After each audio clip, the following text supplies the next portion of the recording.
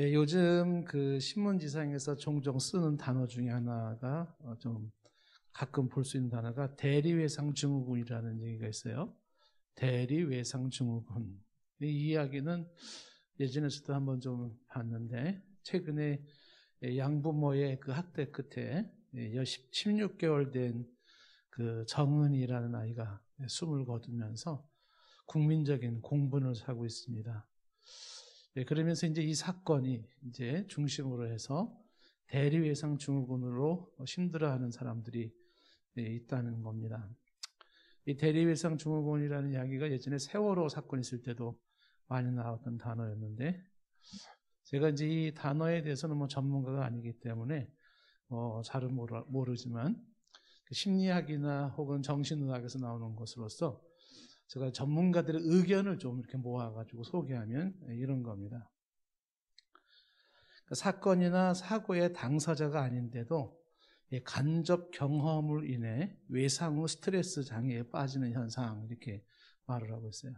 그러니까 내가 그 사건 혹은 사고의 당사자가 아니지만 간접 경험으로 인해서 받는 외상 후 스트레스 장애, PTSD라는 약자를 쓴다고 하는데, 그래서 이런 현상들이 주로 어디서 나타나냐 하면 참혹한 사건이나 사고를 경험하는 경찰관들, 소방관들, 간호사, 심리치료사들, 이런 사람들은 계속 사고를 보잖아요. 병든 사람, 어떤 사건, 사고들을 보면서 그게 당사자인 내가 아닌데도 그 사건을 접하면서 내가 그 스트레스를 받는 거예요. 그 부분에 대한. 그래서 이제 일반 국민들도 반복되는 영상이나 관련 뉴스에 장기간 무차별적으로 노출되면 이 유사한 현상이 형태가 나타난다는 겁니다. 네, 이제 또 마스크를 좀 또 벗는 게 좋을 것 같아요. 마스크 쓰면 숨이 차가지고 말하기도 어렵고 안경도 끼고 불안하시면 조금 뒤로 가셔도 될 것 같은데 괜찮겠어요? 그래서 그 대리외상 증후군에 대한 그 증상이나 증세가 뭐냐면 정서적으로는 슬픔에 빠지거나 우울해지고 혹은 두려움에 빠지거나 짜증이 쉽게 난대요. 짜증이 슬프고 인생이 우울해지는 거죠. 그리고 수면 문제가 생겨서 잠이 들기가 힘들고 한번 잠들면 깨기가 힘들고 악몽을 꾸거나 불면증 증세가 나타난답니다. 행동상으로 나타나는 증세는 아동인 경우는 정서적 퇴행 현상을 보이면서 떼를 쓴다든지 평소보다 어리게 자꾸 행동을 하게 되고, 청소년 같은 경우에는 반항적으로 바뀌거나 담배나 술을 찾고 게임에 몰두하는 그런 행동을 보인답니다. 성인인 경우에는 말수가 급격히 줄거나 혹은 다른 사람과의 만남을 자꾸 피하려고 하고 뭐를 해도 즐겁지도 않고 그런 인생의 보람, 기쁨도 느끼지 못한답니다. 신체적으로도 불편한 현상이 나타나는데 쉽게 피로감이 주어지고 두통이 생기고 메스꺼움이나 몸이 무겁게 느껴지고 평소보다 많이 먹거나 혹은 식욕이 떨어지는 현상이 나타난다는 겁니다. 이런 현상들이 대리외상 증후군으로 나타나는 모습인데, 여기에 대해서 이제 그 전문가들이 대안을 제시하는 것은 TV를 끄고 밖으로 나가라, 운동이나 산책을 해라, 사람들과 자꾸 어울려라. 근데 요즘은 뭐 사람들과 어울리는 것도 좀 어렵겠죠. 못 만나게 하니까. 그리고 가벼운 마음을 갖는 것이 필요하다, 등등을 이야기를 하고 있습니다. 우리가 지금 이 코로나라고 하는 것을 겪으면서, 그리고 또 가끔 뉴스를 통해서 이만저만한 사건을 덮으면서 많은 사람들이 이런 대리외상 증후군에 시달리고 있는 모습을 보게 됩니다. 어떤 사람은 일이 안 된대, 눈물만 자꾸 나가지고 그 정근이 생각하면은 아주 그 사건에 준 충격이 많이 컸던 것 같습니다. 근데 우리가 인생을 살면서 우리는 수많은 사고를 경험하고 혹은 사건을 경험합니다. 특히 전례없던 이 코로나를 경험하면서 많은 사람들이 심리적으로 혹은 정서적으로 불안감을 느끼게 됩니다. 이런 상황에서 우리를 불안하게 하는 것들이 참 많아요. 나도 혹시 코로나에 걸린 건 아닐까? 기침이 나는데, 혹은 가슴이 좀 답답한데, 뭐 혹은 뭐 이만저만한 증사가 생기면은 그게 또 걱정이 되기도 하고, 또 실제적으로 이 코로나 때문에 경제적인 압박이 심해지니까 이제 어떻게 또 대책을 세워야 하나, 뭐 이런 것도 굉장히 만만치가 않습니다. 뭐 저희 교회만 해도 카페가 작년 한 해 매출이 너무 떨어져가지고, 지금 우리 수고하신 분들 일건비도 못 드리고 지금 그런 상태에 있다 보니까 제가 잠이 다 안 와요. 저도. 그래가지고 구청에다가 우리 지금 뭐 저기 소상공인 지원하는 거 있다는데 좀 도와주면 안 되나 그랬더니 교회로 돼 있어서 안 된대요. 막 화가 나는 거예요. 그래서 그럼 이게 왜 교회이기 때문에 안 되는 이유가 뭐냐 막 이렇게. 하여튼 뭐 스트레스가 막, 우리는 그래도 그나마 괜찮은 편이잖아요. 뭐 그렇다고 우리 교회가 뭐 이렇게 뭐 완전히 뭐 이렇게 힘든 상황은 아니고, 단지 이제 당사자들 인건비 못 받으신 이제 분들은 조금 힘든 상황을 겪고 있을 거라고 생각은 되지만은, 그나마 이제 우리 교회는 괜찮은데, 뭐 이렇게 뭐 월세를 내야 된다든지 임대료를 내야 된다든지 이런 사람들은 이제 경제적인 압박 때문에 그 불안감이 굉장히 더 커질 것 같아요. 우리의 삶 속에 불안감을 주는 것들은 이런 경제적인 문제, 뭐 건강상의 문제만 있는 것은 아닐 거예요. 어떤 분은 자녀 문제로 또 가슴앓이를 하는 분도 계실 것이고, 친구 관계 문제로 또 힘들어하는 사람도 있을 겁니다. 부부 문제도 그렇게 힘들어질 수 있고, 또 자신의 미래를 생각하면 그 미래의 암담한 모습이 불안하게 할 수도 있습니다. 취업이 안 된 모습도 그런 모습일 거라고 봅니다. 얼마 전에도 새벽 예배 끝나고 집회를 가는데 얼마나 추웠어요. 며칠 전에 엄청 추웠잖아요. 그런데 젊은 애가 오면 이렇게 그 은행나무 사거리 쪽에서 저 위에서 내려오는데 오면서 옷을 하나씩 집어 던지는 거야, 옷을.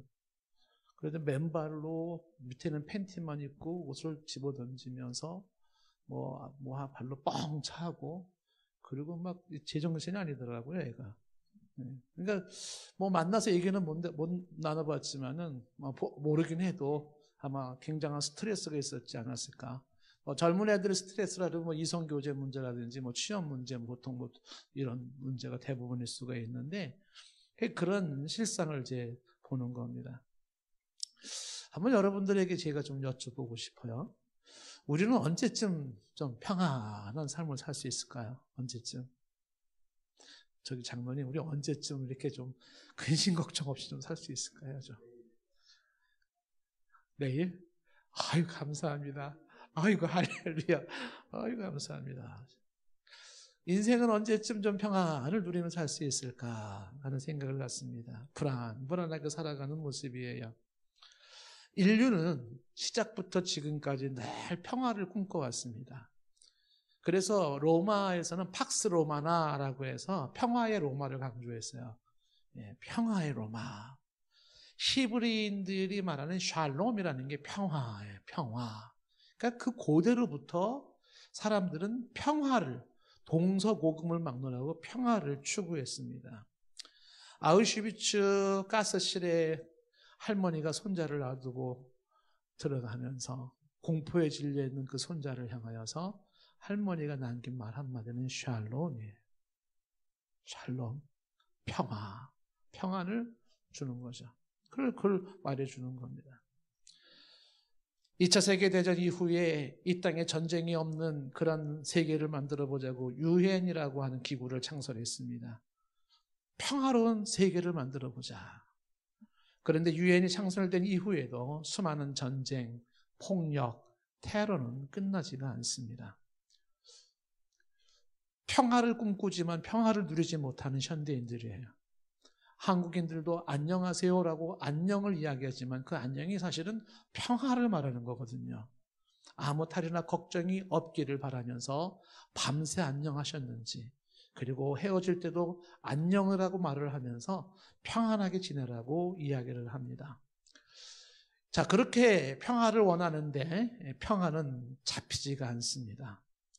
이러한 우리들의 현실적인 상황 속에서 솔직하고 진솔한 평화를 꿈꾸지만 평화를 누리지 못하는 현실 속에서 오늘 예수님의 이 한마디가 예사롭지 않게 들리는 겁니다.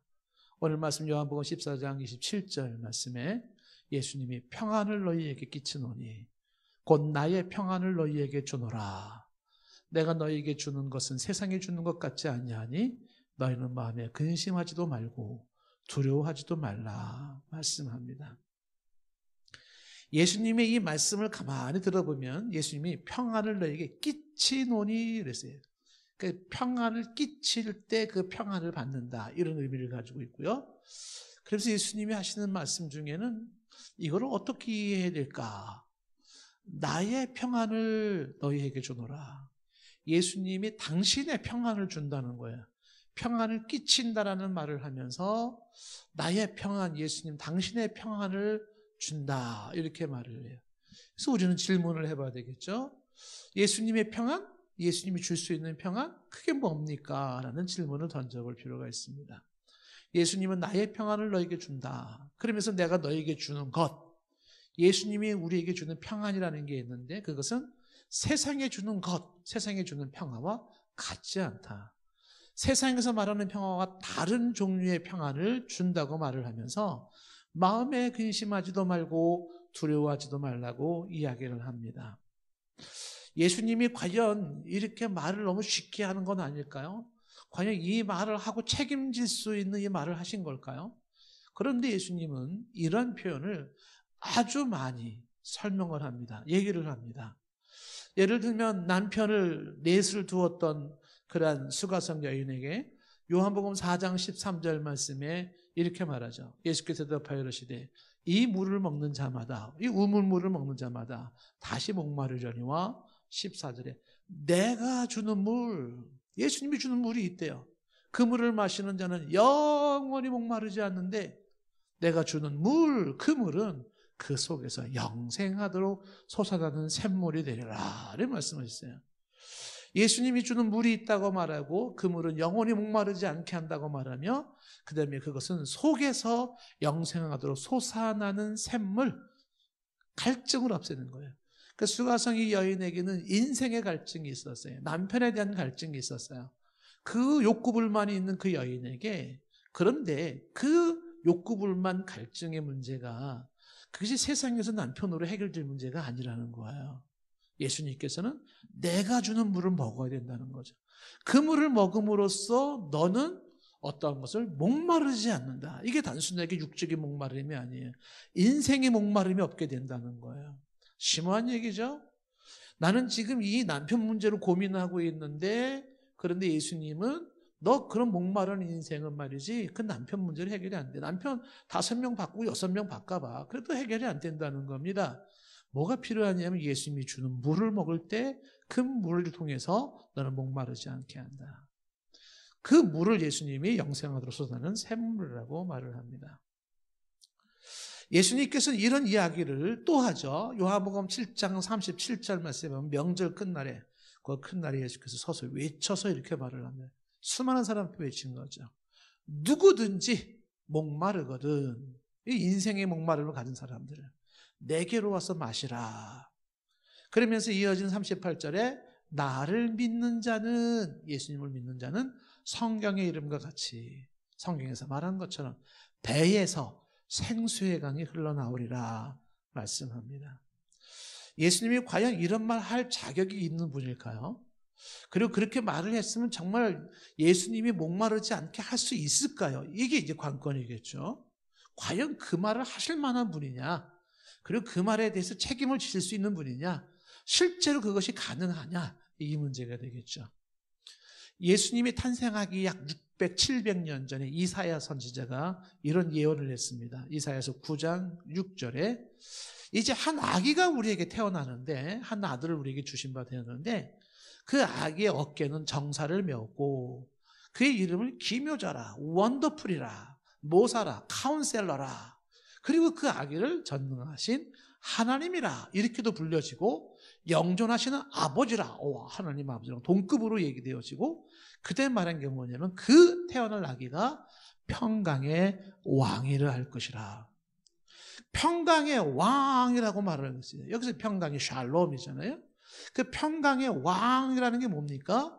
평화, 평강을 주도하고 다스리고 명령하고 주관하는 분으로서 그 아이가 태어날 것을 말씀합니다.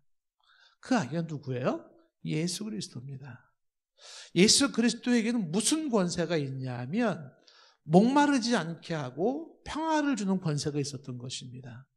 그래서 그 주님은 과감하게 말을 하는 거죠. 나의 평안을 끼친다. 나의 평안을 주노라. 내가 주는 평안은 세상이 주는 것과 같지 않다. 목마른 자들은 내게 와서 내가 주는 이 물을 마셔라 라고 이야기를 하는 겁니다. 예수님의 고별 설교라고 말하는 게 요한복음 14장부터인데 떠나기 전에 고별 선거할 때 요한복음 14장 1절에서도 예수님이 이렇게 말을 하는 거죠. 마음에 근심하지 마라. 그리고 대안이 뭐냐면 하나님 믿어라. 나를 믿으라 해요. 너의 마음에 근심이 가득 차 있는데 근심을 몰아내는 방법이 뭐냐면 하나님을 믿는 겁니다. 예수님을 믿는 거예요. 이 방법으로 근심을 몰아내야지 다른 방법으로 몰아내는 게 아니다라는 것을 말씀하고 있습니다. 예수님은 평화의 왕이시고 주관자이시고 통치자이십니다. 우리는 이 세상이 주는 평화와 같지 아니한 예수님이 주는 놀라운 평화가 있음을 저와 여러분들은 고백할 수 있는 은혜가 있기를 바랍니다. 이 대표적인 사례를 들 수 있는 게 톨스토이입니다. 이 외에 또 파스칼이나 어거스틴도 우리가 제가 많이 소개를 했지 않습니까? 근데 그 어거스틴이나 파스칼 얘기하지 않더라도 톨스토이도 보면은 이 톨스토이가 러시아의 귀족 출신이었어요. 굉장한 부유함 속에서 살았던 톨스토이. 근데 그는 인생에 만족이 없었습니다. 자신의 작품을 통해 사람들에게 갈채를 받았지만은 그에게는 늘 따라오는 공포와 불안감이 있었답니다. 방황하던 이 톨스토이가 어느 날 한 한적한 시골을 가다가 농부를 만났는데 그 농부의 얼굴이 유난히도 평화스럽더라는 거예요. 그래서 톨스토이가 물었답니다. 당신 얼굴이 참 평화스러운데 그 비결이 뭡니까? 평화로운 사람들은 얼굴이 다르잖아요. 막 찌들어 있는 그런 인상이 아니고 환한 잔잔한 온유함이 있지 않습니까? 그래서 그 비결이 뭡니까? 말하고 물으니까 농부가 하는 말이 하나님을 의지하고 살기 때문입니다 라고 말해요. 하나님을 의지하고 살기 때문에 내 마음에 기쁨이 있습니다. 이렇게 얘기를 하더라는 거예요.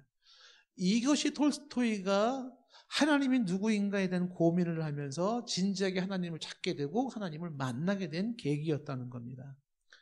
이 톨스토이가 하나님을 진정으로 만나면서 그리고 그 안에 자기 안에 쌓였던 불안과 공포가 사라지는 걸 본인이 경험을 한 거예요.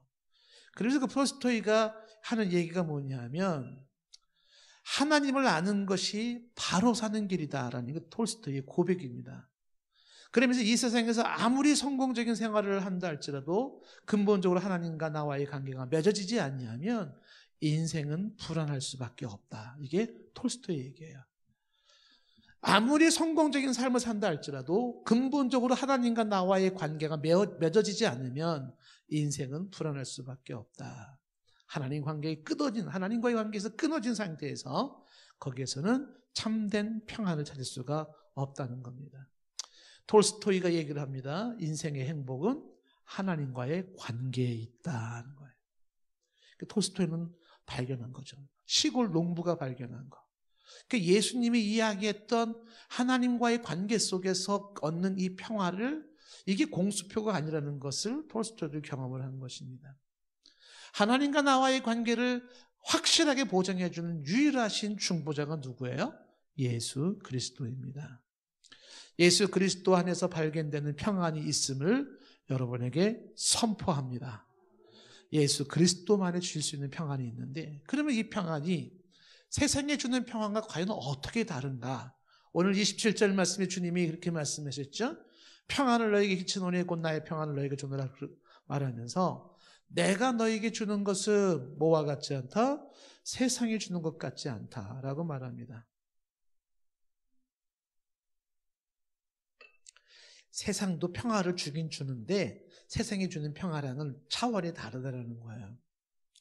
근데 이 이야기를 하면서 제가 이제 어떤 차이가 있는지 좀 설명을 하겠지만 이 이야기를 하면서 예수님이 뒤로 조금 더 내려가면 30절에 이런 말을 합니다. 30절에 이후에는 내가 너희와 말을 많이 하지 아니하려니. 그때 뭐라고 말해요? 이 세상에 임금이 오겠음이라.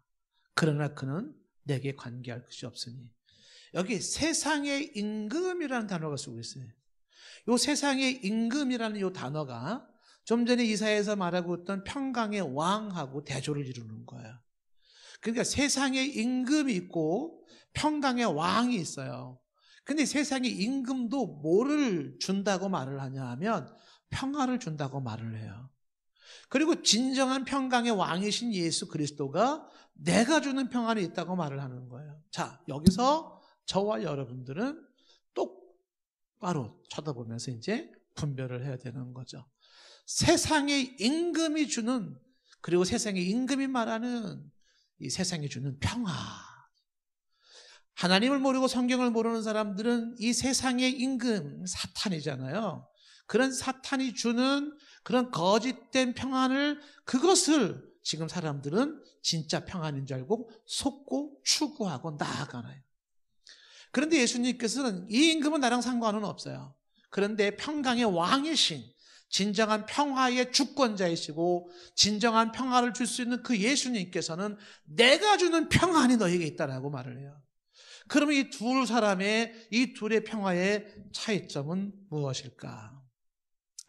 세상이 준다는 평안, 사탄의 속삭임은 여기는 몇 가지 제가 허구성을 말할 수가 있습니다. 지금까지 저와 여러분들은 그리스도 안에서 평안을 찾지 못했다면 대부분의 사람들은 세상에 주는 평안을 찾았던 사람들일 거예요. 이 세상에 주는 평안의 허구성이 첫 번째는 뭐냐면 이 세상에 주는 평안은요, 거짓된 평안입니다. 참 평안이 아닙니다. 이게 첫 번째 특징이에요. 세상에서 평안을 줄 것 같이 얘기했던 수많은 것들 있지 않습니까? 근데 그거는 거짓된 평안이에요. 예를 한번 들어볼까요? 세상에서의 평안을 이렇게 말해요. 돈이 많으면 평안해져. 혹시 이런 가치관 갖고 있지 않습니까? 돈이 많으면 평안해진다 이런 생각이 들지 않나요? 대한민국 GNP가 3만 불이에요. 국민들 얼마나 평안한가요? 못 살겠다고 죽는 게 얼마나 많아요. 아, 돈이 없어 그런가 보지. 한 5만 불 정도면 이제 뭐 그런 끔찍한 사고가 안 생기고 평안해질까요? 한 10만 불, 개인 소득 한 10만 불 정도 생기면은 좀 평안하게 살까요? 답이 나오죠. 세상이 돈이 많으면 평안해진다라는 이런 게 세상이 주는 평안이에요. 그래서 돈을 움켜쥐려고 하는 거죠. 세상에 주는 평안은 돈이 준다 이렇게 말하는 것뿐만 아니라 권력이 평안을 준다고 그렇게 말을 하고 있어요. 그래서 수많은 사람들은 권력을 가지려고 하지 않습니까? 수단과 방법을 가리지 권력을 가지려고 해요. 만약에 권력이 사람의 마음에 평안을 준다면 국회의원이 왜 자살을 하고 검사가 왜 자살을 하고 시장이 왜 자살을 하고 전직 대통령이 왜 자살을 했을까요? 권력이 평안을 주는 건 아니에요. 그러니까 세상에 주는 이 사탄에 의한 속삭임, 세상에 주는 평안은 거짓된 평안이에요. 세상이 주는 평안의 속성 중에 하나가 본능을 충족시켜라, 그러면 평안해진다 이렇게 말하지 않습니까? 네 본능을 충족시켜봐, 그럼 평안해지는 거야. 그래서 술을 먹고 마약을 하고 음란을 즐기지 않습니까? 그럼 평안해집니까? 그렇지 않아요. 더 큰 갈증에 빠져들어가는 겁니다. 금을 사랑하는 사람은 금으로 만족하지 못하고 돈을 사랑하는 사람은 돈으로 만족하지 못해요. 권력을 사랑하는 사람은 권력으로 만족할 수 없고 성을 사랑하는 사람들은요, 성적으로 만족할 수가 없어요. 바닷물처럼 더 많은 갈증만이 나올 뿐입니다. 그러니까 예수님이 세상에 주는 평안과 같지 않다라고 말할 때 이 세상에 주는 평안이, 이게 세상에 준다는 평안은 거짓된 평안이었구나, 참 평안이 아니구나, 이렇게 생각할 수가 있습니다. 또 하나 세상에 주는 평안이라고 하는 것이 어떠한 허구성이 있냐면 세상에 주는 평안은 지극히 순간적이고 표피적인 평안이에요. 순간의 달콤함입니다. 근데 그거는요, 평안이라고 말할 수가 없습니다. 자기 속에 더 큰 허탈감을 주는 것이에요. 세상이 순간적으로 달콤한 평안을 줄 수 있어요. 근데 그거는 더 큰 허탈감을 만들어내는 허구라는 겁니다. 히브리서의 모세를 이야기할 때 히브리서에서 모세를 이렇게 설명을 합니다.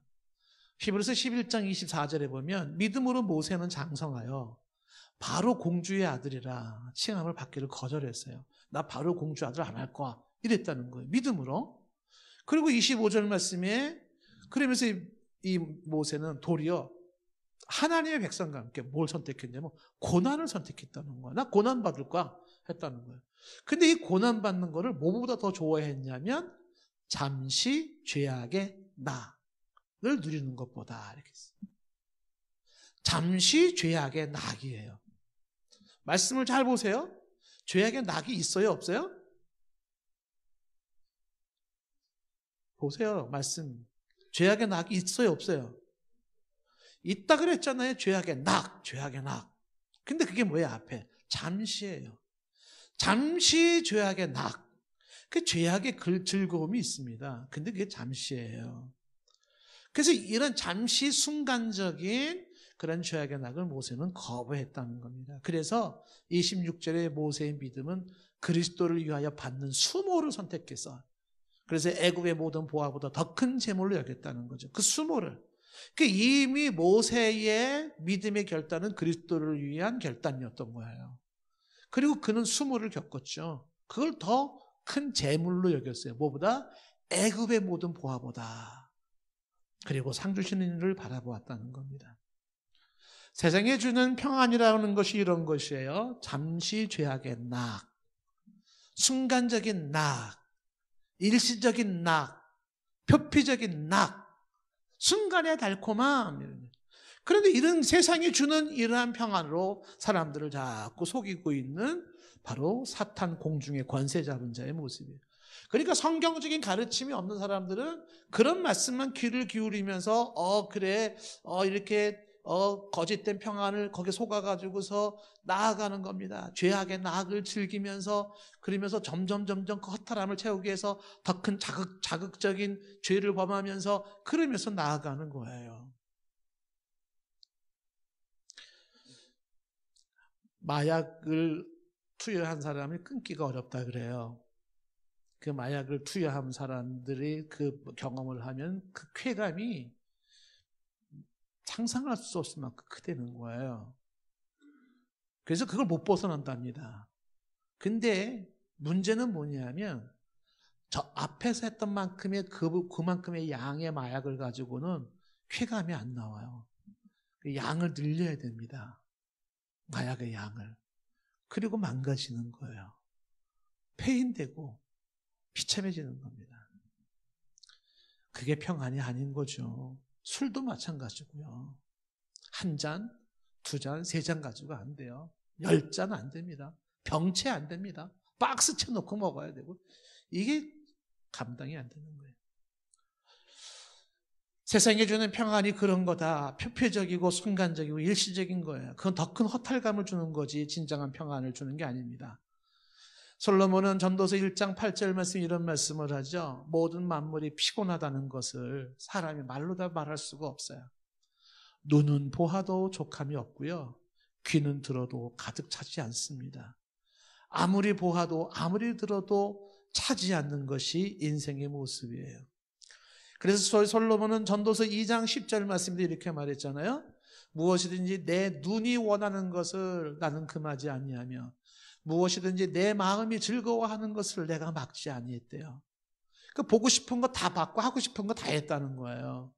이는 나의 모든 수고를 내 마음이 기뻐했고 이것이 나의 모든 수고로 말미암은 몫이라고 생각을 했어요.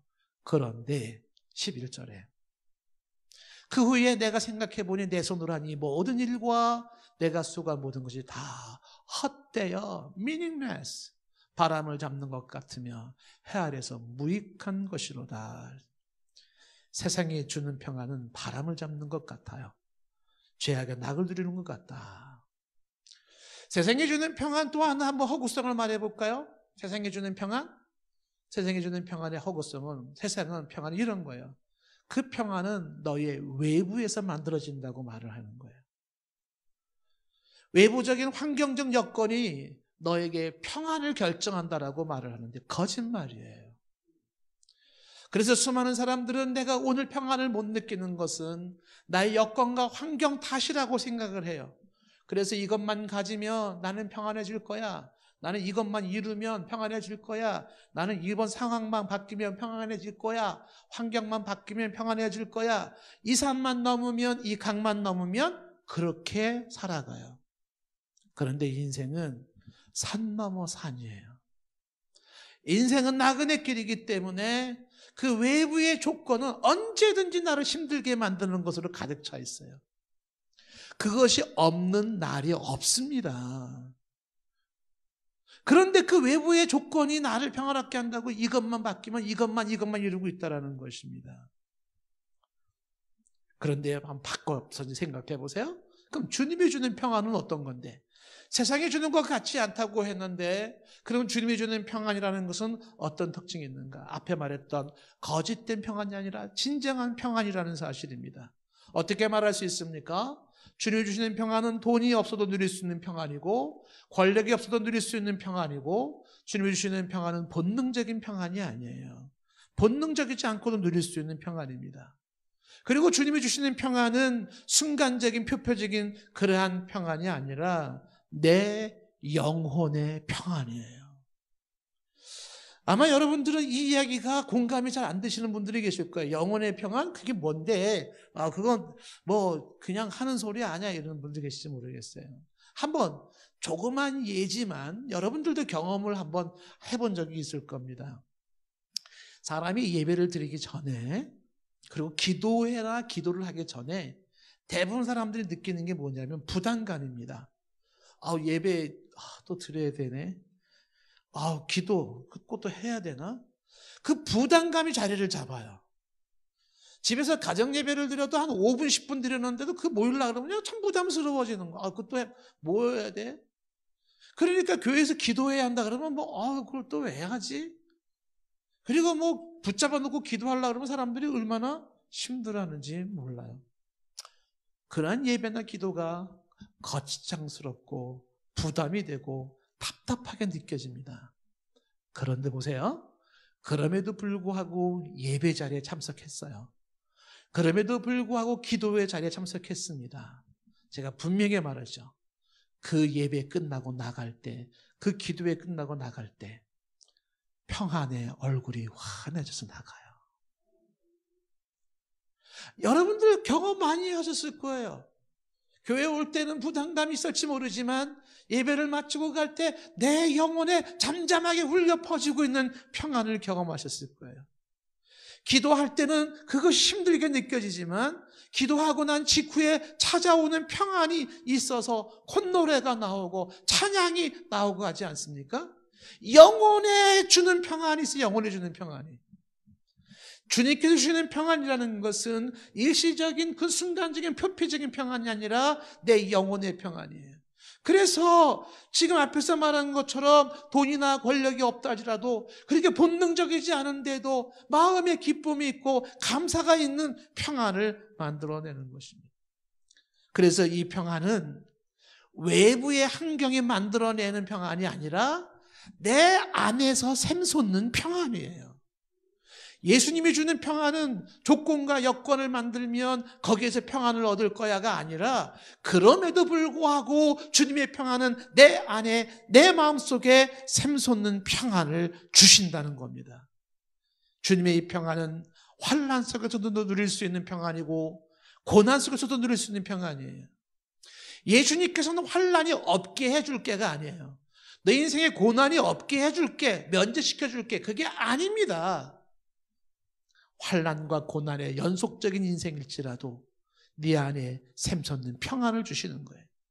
비바람이 몰아치는 속에서도 누릴 수 있는 평안이고 고난의 물결이 출렁이는 곳에서도 누릴 수 있는 평안이고 암울함 속에서도 누릴 수 있는 평안이죠. 저는 개인적으로 이렇게 생각을 합니다. 만약에 예수님이 내 마음을 만지시는 게 없고 내게 주는 평안이 없다면 도대체 내 인생은 어디에서 평안을 찾을까? 그리고 내 인생은 어떻게 살아갈까? 저는 답이 안 나온다고 봐요. 인생을 살면서 수도 없는 그러한 불안과 그러한 답답함과 그러한 힘겨움이 나의 마음을 심란하게 만드는 것들이, 그렇게 스트레스를 주고 짜증을 내게 만드는 것들이 그리도 많은 인생인데, 저는 묻고 싶어요. 여러분들, 그리스도의 평안 없이 어떻게 사시는지 신통방통하십니다. 그 비결 좀 가르쳐 주실 수 있나요? 그리스도가 주는 평안 없이 어떻게 그렇게 잘 사세요? 그 비결이 뭔가요? 저도 배우고 싶네요. 저는 답이 없다고 생각해요. 그리스도가 내 마음을 만지셔야 되고, 그리스도가 나를 잔잔케 해야 되고, 그리스도가 내 안에 평안을 주셔야만 돼요. 그러지 않고는 인생을 살 수가 없어요. 어떤 분이 글을 쓰셨는데, 잠수함에 대한 글을 썼는데, 제가 잠수함도 좀 전문가가 아니까 잘 모르겠죠. 근데 그분의 글 내용이 이런 거예요. 잠수함이 바닷물에 쭉 이렇게 들어가지 않습니까? 잠수를 하면은 이 잠수함에 그 위협적인 외부 요인들이 굉장히 많이 오겠죠. 무슨 바다의 해류의 문제라든지, 무슨 암초라든지, 수많은 것이 막 부딪히고 위험이 올 때, 그래서 뭔가 그 잠수함이 외부적인 어떤 위험 요소에 노출되어서 불안해질 때, 선장은 제일 먼저 조종실을 찾는답니다. 그 조종실 상황을 체크해가지고 조종실이 안전하면 일단 안심한다는 거예요. 근데 이 글의 요지는 이런 거예요. 잠수함 밖에서 무슨 일이 일어났는가 보다 배 안에 조종실에서 무슨 일이 일어났는가가 훨씬 중요하다. 밖에서의 문제가 아니라 안에서의 문제다. 안에서 괜찮으면 괜찮다라는 거예요. 그래서 영어로 What happened to you? 너에게 무슨 일이 일어났어? 보다 더 중요한 게 What happened in you? 네 안에서 무슨 일이 일어났냐가 더 중요하다라는 거예요. 너의 인생에 무슨 일이 발생됐지가 아니라 네 안에 지금 어떤 일이 벌어지고 있지 하는 거예요. 세상은 평화가 외부의 조건으로 주어지기 때문에 너한테 무슨 일이 일어났지? 가정에 무슨 일이 일어났지? 건강상에 무슨 일이 일어났지? 이런 것을 따지면서 그것이 평화를 준다고 말을 해요. 근데 예수님은 이렇게 묻는 거죠. 네 마음속에 무슨 일이 일어나고 있느냐라는 거예요. 내 마음속에 주님이 주신 평안이 싹트기 시작한다면 외부에서 우겨싸움을 당하여도 쌓이지 않는 담대함과 여유로움을 갖게 되는 거죠. 문제는 저와 여러분 삶 속에 인생에 무슨 문제가 발생했어요가 아니라 내 마음속 깊은, 내 영혼 깊은 곳에 주가 주시는 평안을 누리고 있습니까? 이게 중요한 문제라는 사실이에요. 잠언서 4장 23절 말씀에 거대한 이야기를 하죠. 모든 지킬 만한 것보다 더욱 내 마음을 지켜라. 왜냐하면 생명의 근원이 여기서 나와요. 이 생명의 근원이라는 게 뭡니까? 이것은 생명의 수원지, 생명의 원천, 살고 죽는 문제가 어디서 나온다고요? 마음에서 나온다는 거예요. 사람이 왜 죽어요? 그 마음을 지키지 못했기 때문에 그러는 거예요. 그 사람이 그렇게 힘든 문제가 있으니까 죽었지, 더 힘든 사람도 잘 살아요. 죽고 싶어하는 당신보다 더 비극적인 인생을 갖고 있으면서도 잘 사는 사람이 있어요. 환경의 문제가 아닙니다. 마음의 문제인 거예요. 마음의 문제. 네 마음을 지켜라. 생명, 살고 죽는 게 네 마음에 달려있다는 거예요. 굉장한 얘기 아닙니까? 근데 우리는 세상이 주는 그런 잘못된 평화관에 속아 있어서, 내가 대학교에 떨어져가지고, 여자친구가 헤어져가지고, 무슨 사업에 실패해가지고. 어떤 사람은 이렇게 말할 거예요. 사업에 실패해서 죽고 싶다고? 여자친구 떠나서 죽고 싶다고?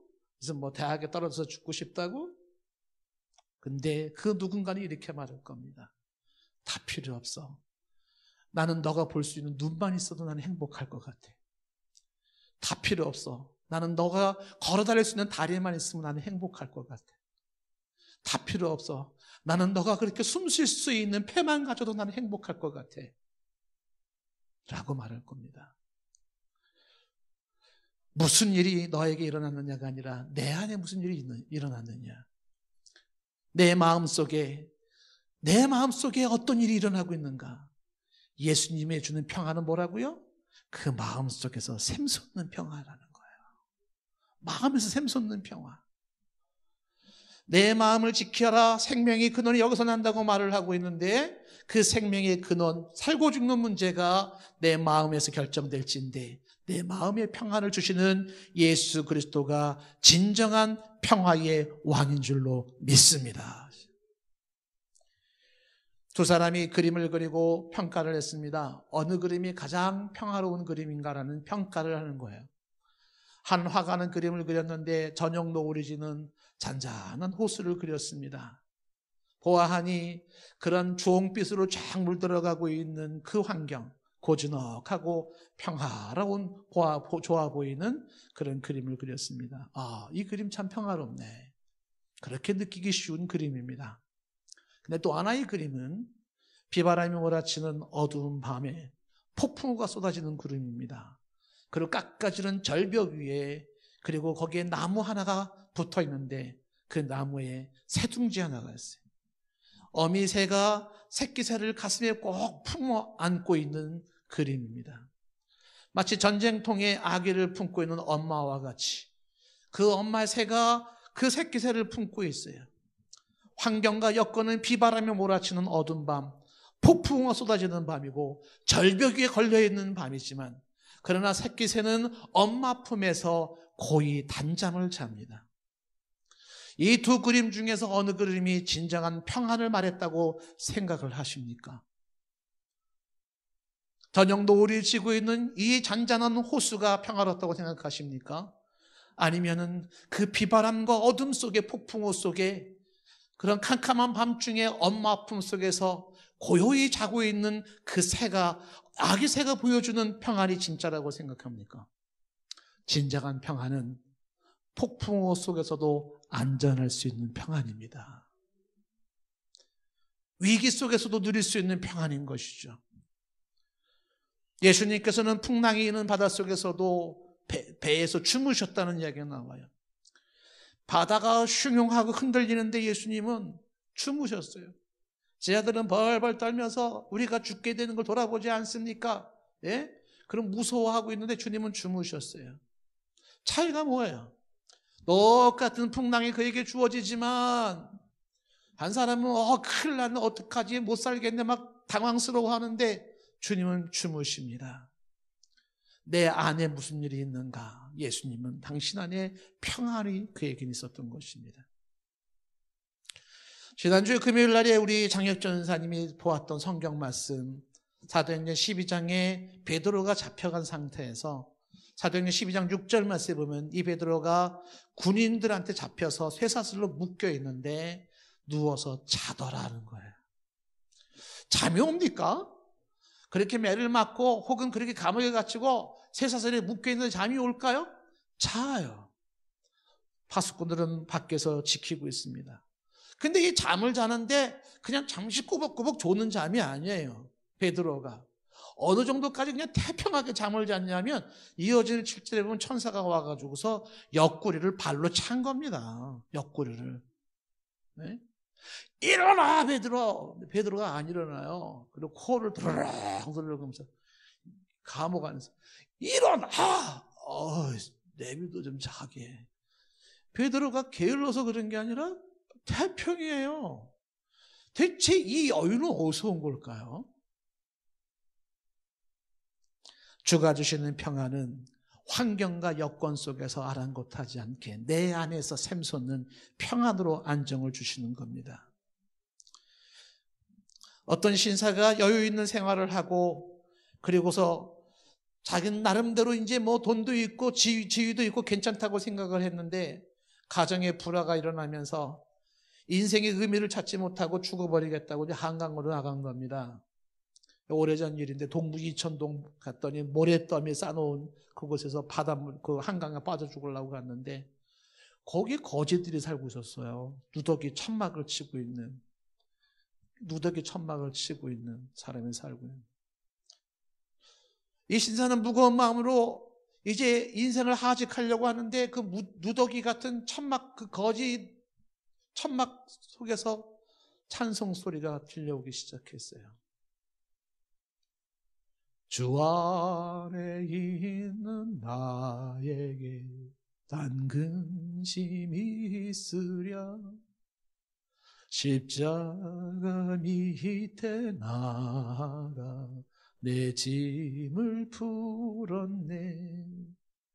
주님을 찬송하면서 할렐루야 할렐루야.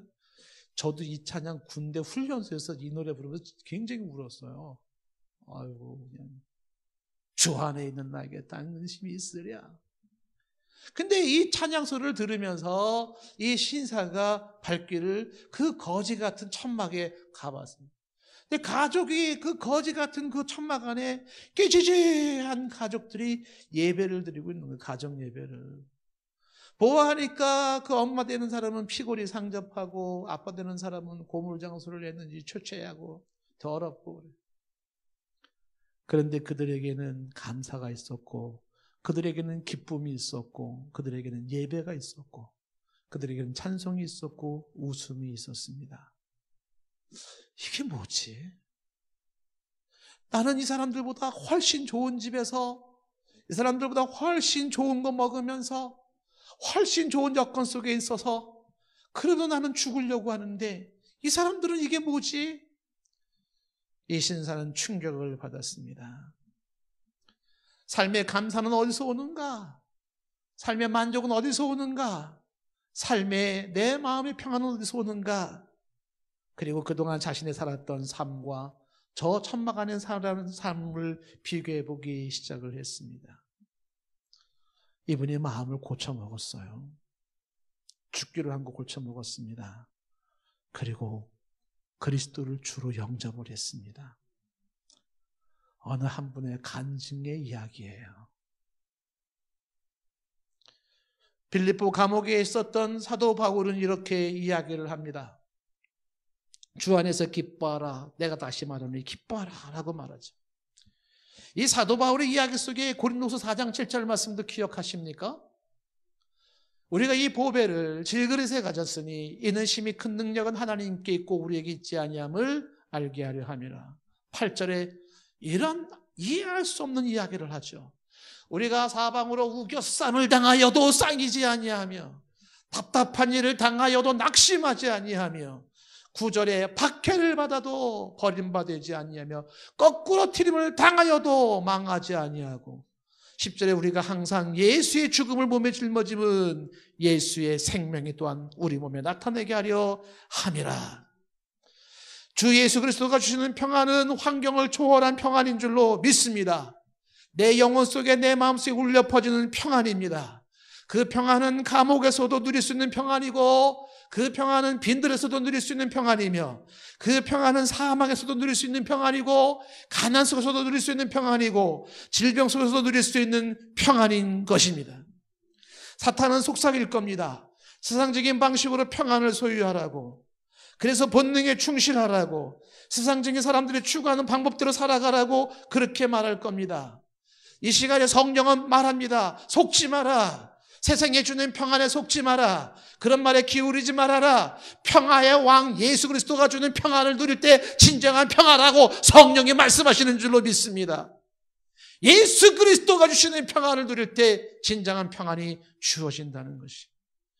요한복음 16장 33절에서도 예수님은 또 한 번 강조하죠. 이것을 너에게 이르는 것은 너희로 내 안에서 평안을 누리게 하려 함이라. 사모치는 말이에요. 내 안에서, 예수 안에서 평안을 누리게 하려 합니다. 예수 밖에서 평안 찾지 마라. 예수 안에서 평안 찾아라. 세상에서는 너희가 환난을 당하냐? 담대하라. 세상을 이길 수 있는 힘이 있으니 내 마음속에 요동치 않냐고, 내 마음속에 평안이 나를 강하게 붙잡아 주는 거예요. 시편 29편 11절 말씀에 여호와께서 자기 백성에게 힘을 주시며 여호와께서 자기 백성에게 평강의 복을 주시리로다. 하나님의 백성된 여러분에게 주가 주시는 평강의 복이 있기를 축원합니다. 예레미야 29장 11절 말씀, 여호와의 말씀이 이니라 너희를 향한 나의 생각을 내가 아는데 하나님의 생각은 평안이고 재앙이 아니에요. 너희에게 미래와 희망을 주는 것입니다. 궁극적으로 평안을 누리기를 원하시는 하나님의 그 평안이 우리 가운데 있기를 원합니다. 그 평안 누릴 수 있기를 바라요. 예전에 저희가 여러분에게 한번 소개했던 이야기를 한 번 더 소개해드리고 싶어요. 유치원에 다니고 있는 딸 하나를 키우는 부부가 행복하게 살았는데 하루는 아내가 원인 모를 병으로 앓다가 죽고 말았습니다. 가정의 먹구름이 찾아오기 시작했고 이 아버지와 어린 딸이 엄마를 땅에 묻고 집에 돌아왔습니다. 현관에서부터 시작하여 방, 부엌, 응접실에 이르기까지 집은 변한 게 하나도 없는데 두 사람 눈에는 모든 것이 낯설게 느껴졌습니다. 그날 밤 아빠가 딸을 침대에 눕히고 기도해주고 편히 자라고 이야기하고 돌아왔을 때 딸아이가 방에서 울기 시작한 겁니다. 아빠가 가봤더니 딸아이가 아빠 무서워하고 말을 하는 겁니다. 아빠는 딸아이를 타일렀습니다. 아무리 어둡고 무서워도 아빠가 있으니 무서워하지 말고 자거라. 어린 딸이 눈을 감고 한참 있더니 아빠, 아무리 어두워도 아빠는 나를 사랑하지, 내 옆에 있을 거지 라고 확인을 합니다. 아빠는 그렇겠다고 약속을 하고 돌아왔습니다. 딸과의 대화를 나누고 자기 방으로 돌아온 이 아빠는 좀 전에 했던 자기의 음성이 자기 자신을 향한 하나님의 음성으로 들려오기 시작했습니다. 아무리 어둡고 무서워도 내니 두려워 말라. 아무리 어두워도 내가 너를 사랑하노라. 내가 너를 떠나지 아니하며 버리지 아니하리니 마음을 강하게 하라는 거예요. 아빠의 눈에 눈물이 흐르기 시작했습니다. 소망 없어 보이고 이제 모든 게 끝난 것 같은 절망스러운 상황 속에서 하나님은 딸아이를 통해서 이 아빠에게 교훈을 주었던 것입니다. 인생이 아무리 어둡고 인생이 아무리 어둡고 무섭다 할지라도 그 하나님께서 말씀하시기를 내가 있으니 두려워하지 말라. 내가 있으니 두려워하지 말라. 인생의 먹구름이 있는 그때에도 하나님은 우리와 함께 하시고 주가 주시는 평안 샬롬을 우리는 누릴 수가 있습니다. 이 평안을 누리며 살아가는 축복이 있기를 바랍니다. 예수님이 하신 말씀, 내가 주는 평안이 있다고 말씀하십니다. 이사야 26장 3절에 말한 것처럼 주께서는 심지가 견고한 자를 평강하고 평강하도록 지키신다고 말씀했는데 주를 신뢰하시고 심지가 견고한 자가 되어져서 내 영혼 속에 울려 퍼지는 평안, 내 마음속에 울려 퍼지는 평안, 그 평화의 선물을 누리는 여러분 되기를 축복합니다. 오늘 요한복음 14장 27절 다 같이 한번 읽어볼까요? 시작. 평안을 너희에게 끼치노니 곧 나의 평안을 너희에게 주노라. 내가 너희에게 주는 것은 세상이 주는 것과 같지 아니하니라. 너희는 마음에 근심도 하지 말고 두려워하지도 말라. 아멘.